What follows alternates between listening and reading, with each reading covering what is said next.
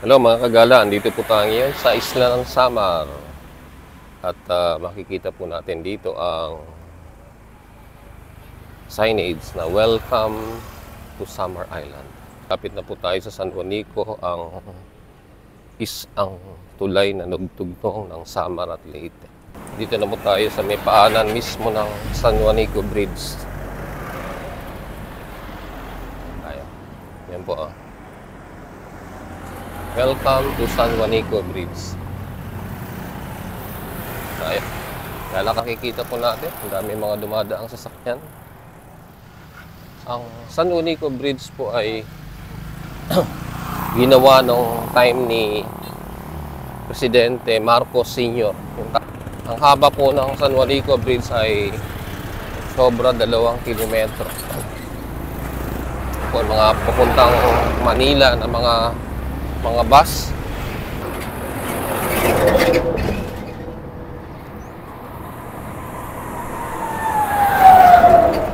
Makakasalubong natin itong mga truck, cargo truck na papuntang Samar. Yan po. Posible pupunta po yan ng Metro Manila din po. Ito, papuntang Pasay. Yan. Sa ilalim naman po, yun po, mayroon pong dito establishment at para may beach resort pa po ata sa ilalim. Yun. Kita po natin sa ilalim. Meron po tayong ambulance sa dumaan.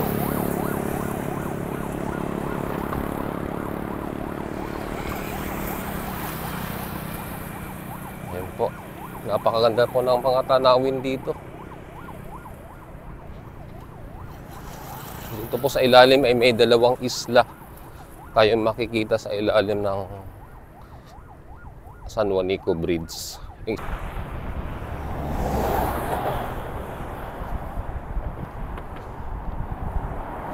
Yan po yung pinakamataas na bahagi ng tulay. Yan po parang makikita niya po yun. Punta po tayo sa kabila habang walang sasakyan. Tawid po tayo. Dito sa right side naman po, ito po, yung islang yan, ito po. Yung speed limit, 30 kilometers per hour. Maliwanag po yan, ito po. Building na. Ito, may mga turista po rito. Lalakad.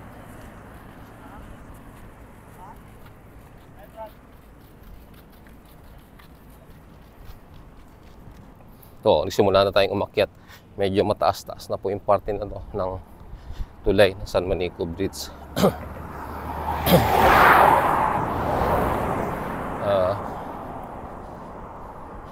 Dito pa rin tayo, kasalukuyang naglalakad sa San Juanico Bridge.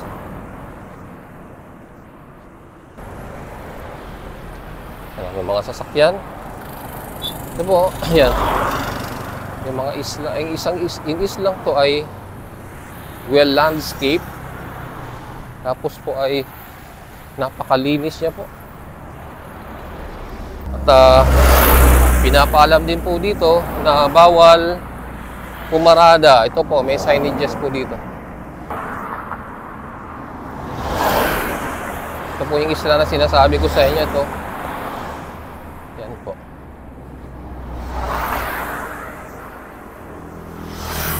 Simbahan nga po. Sa gagaya na nakikita natin, yan po ay simbahan. Parang tawid tayo sa kabila.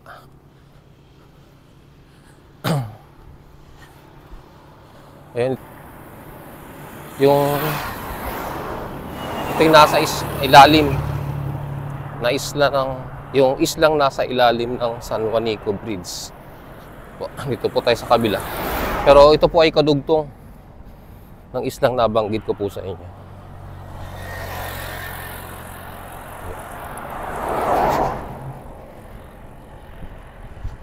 Ang ganda ng siguro commercial na rin po itong isla na to. Baka nabili na po ito ng negosyante. Makikita po natin kasalubong ito ng papuntang Maynilang bus.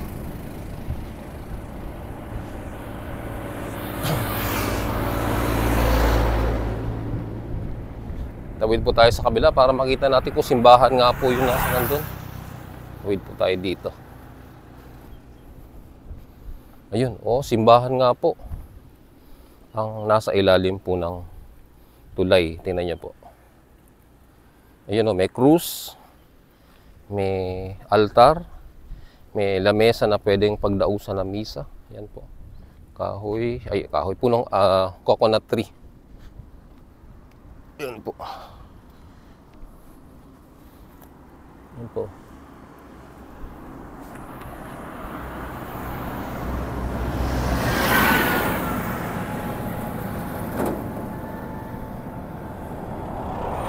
Ganda, ganda.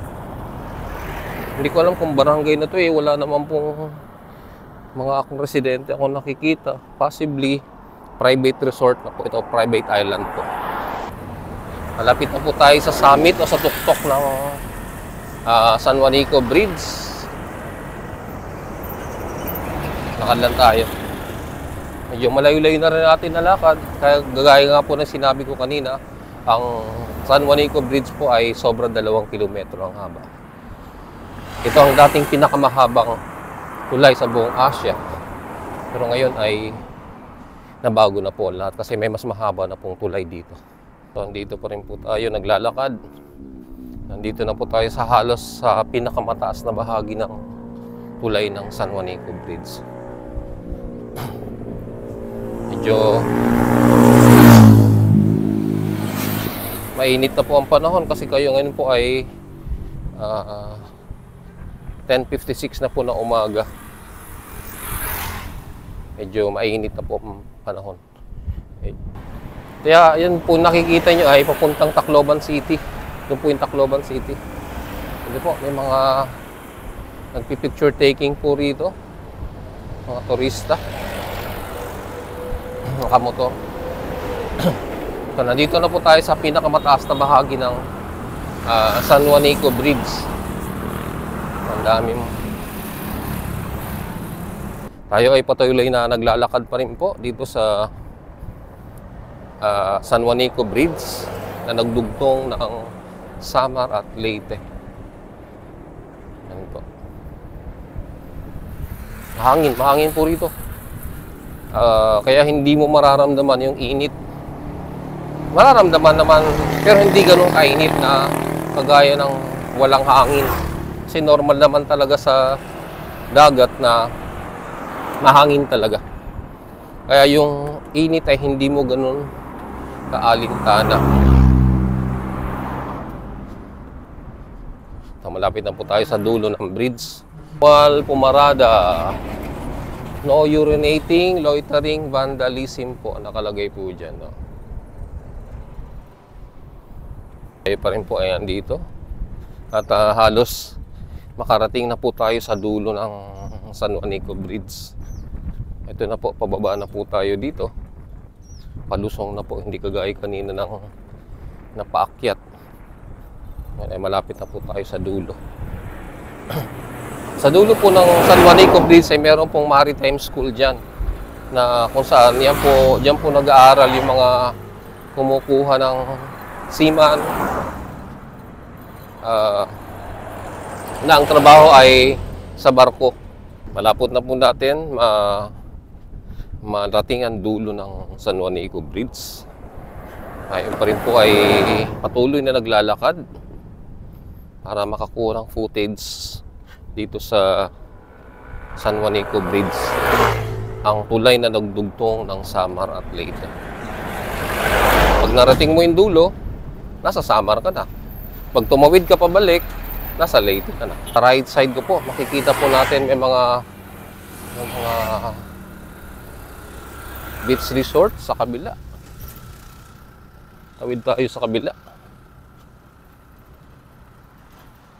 Yan ang beach resort. May mga parang magagandang kanilang mga amenities dyan.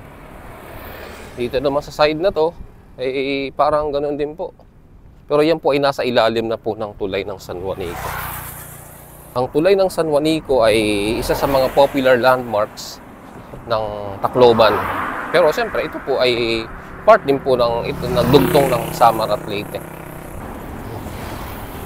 Po, malapit na po tayo sa dulo. Ito po yung sinasabi ko kanina na parang beach resort. Yun po. Hindi po, bawal po ang fishing. No fishing, no standby. Yan po ang mahigpit na paalala. Kaya hindi nakapagtataka. Wala tayong nakikita na mimingwit dito kasi ito po ay isang daanan na dapat po ay walang nakahambalang o walang obstruction po. Bawal po. Strictly kasi pag dumaraan yung mga malalaking truck, umuuga ang tulay. Sobrang bigat. Ayun, okay na umuuga. Nararamdaman natin yung vibration. Po sa aking kaliwa, ito po. Yan po ay Maritime School. Yan po yun. Yan po nag-aaral yung mga gustong kumuha ng seaman at any allied courses. Dito na po tayo sa dulo ng tulay ng San Juanico. Natapos po natin sa wakas. Dito po sa dulo ng tulay ay meron po nakasulat dito. Ito po. Pakita ko po sa inyo. Yan po ang nakasulat sa una. Nakalagay po dyan, Marcos Bridge. Length of bridge 2.162 kilometers with 10,622 meters. Diba? Yan po. Started. Nagsimula po itong gawin noong 1969. Natapos po siya. August 1969 po siya sinimulan at natapos po siya noong December 1972. Yan po nung construct. Ito po. Nakalagay din po dito ang design and construction at iba pang detalye. Yan po. So far, ito po ang nakalagay sa dulo ng San Juanico Bridge o nakalagay dito Marcos Bridge. So yun po, tagumpay po nating natawid ang tulay na nagdugtong ng Samar at Leyte. Tayo po ngayon ay nasa Leyte na. Kanina po ay nandun tayo sa Samar. Meron po ditong kainan. Kain po muna tayo. Medyo tanghali na po. Ang oras po natin ay 11:14 na po ng umaga. Sian's Food Hub and Pasalubong Center. Yan po. Tanong po tayo. Kayo po yung chef, sir, dito? Yes po. Matitikman po namin na masarap nyo yung luto ngayon. Galing pa po ako ng Manila. Ay, ganun po, sir? Ganun po. Sir, pwede kung, if you won't mind, pwede po ba malaman ang pangalan nyo? Eric po. Eric. Salamat po, Sir Eric. Ito po yung mga available nilang pagkain sa Sian's Food Hub. Yan po.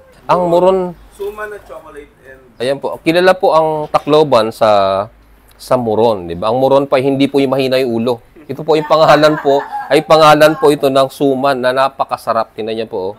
Ayan po. Ayan po.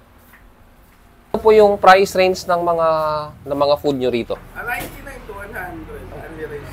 Ako ano po yun, sir? All in na po yun. Kasama may rice na po yun. Merong ulam. Yes po. Sige po. Ayun, napakamura kaysa mag-Jollibee ka. Dito na lang kayo kumain, di ba? Pagbaba ng San Juanico Bridge, edi sigurado magugutom ka. Kumain kayo sa Sian's Food Hub. So yun.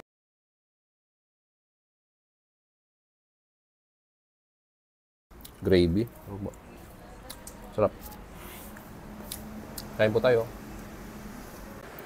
Habang kumakain ay nabasa ko sa mga reliable news online ang agad na pagpapatupad ng weight limit sa mga dumaraang sasakyan sa San Juanico Bridge.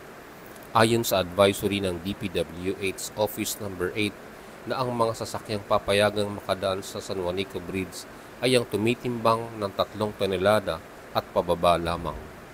Ang desisyong ito ng DPWH ay base sa ginawang pagsusuri kamakailan sa malaking bitak na nakitas na nagdulot ng pangamba at agam-agam sa structural integrity ng nabanggit na tulay. Ayon sa nasabing advisory, ito ay kaagad ay patutupad. Kaya nagdeklara ng state of emergency ang probinsya ng Samar at Leyte. Kamakailan lang ay dineklara din ni Presidente Bongbong Marcos ng state of calamity ang buong Eastern Visayas para mapabilis ang rehabilitasyon ng San Juanico at maibsan ang di magandang epekto nito sa mga residente at ekonomiya ng buong probinsya. Maraming salamat po sa inyong walang sawang suporta sa ating channel. Please like, share, and subscribe. Thank you and God bless.